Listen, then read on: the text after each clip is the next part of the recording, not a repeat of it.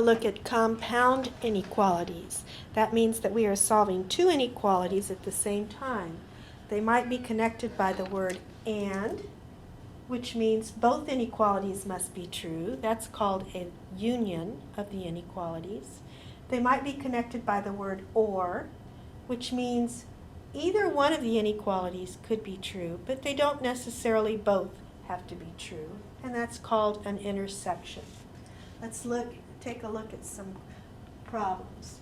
The first one says y is greater than 5 and y is less than 12. They are already solved, so I'm going to graph them so we can see what they look like. Y is greater than 5 would be a circle on 5 and everything to the right. Y is less than 12. I know 12 would be here, and that means a circle on 12 and everything to the left. But I'm looking for the intersection of those two inequalities, and that means I'm looking for the part of the number line that was shaded in both times. Can you see that it is this section right between the two open circles? Sometimes students might show that by putting their circles above the line and shading in everything that's in between. So that is an intersection. Let's take a look at another intersection. Notice this one's written in what is called interval notation. It is between two numbers, and it's read z plus 2 is greater than 7 and z plus 2 is less than or equal to 11. I can write that as two separate inequalities, and I can put the word and between them. Now I'll solve both of those inequalities. The first one, I will subtract 2 from both sides. Z is greater than 5.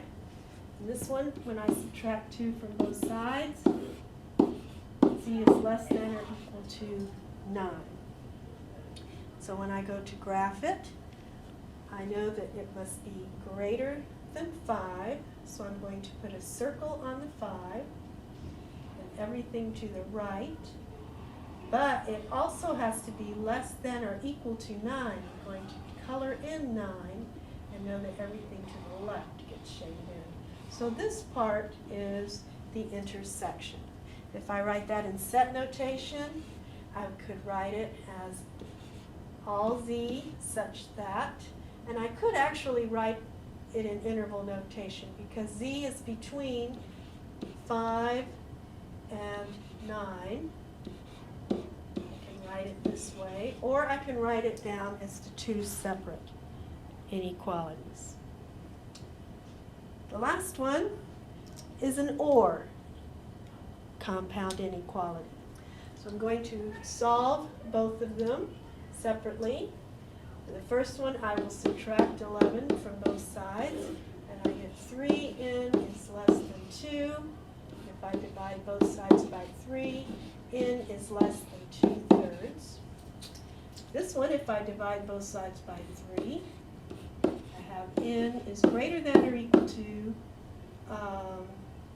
negative 4.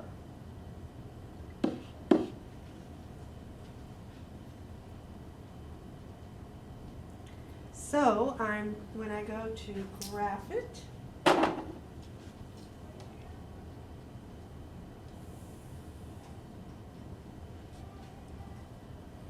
I will put a circle on 2/3. Remember, 2/3 is almost up to 1, so it's going to be about right there. There's a circle there. Everything to the left.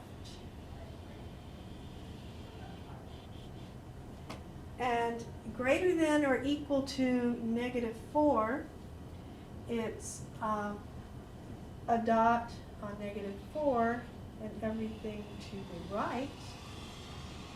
So which part got shaded in? If it's either part that can be true, then the answer to this is the entire line was shaded in, so all real numbers will make this one work.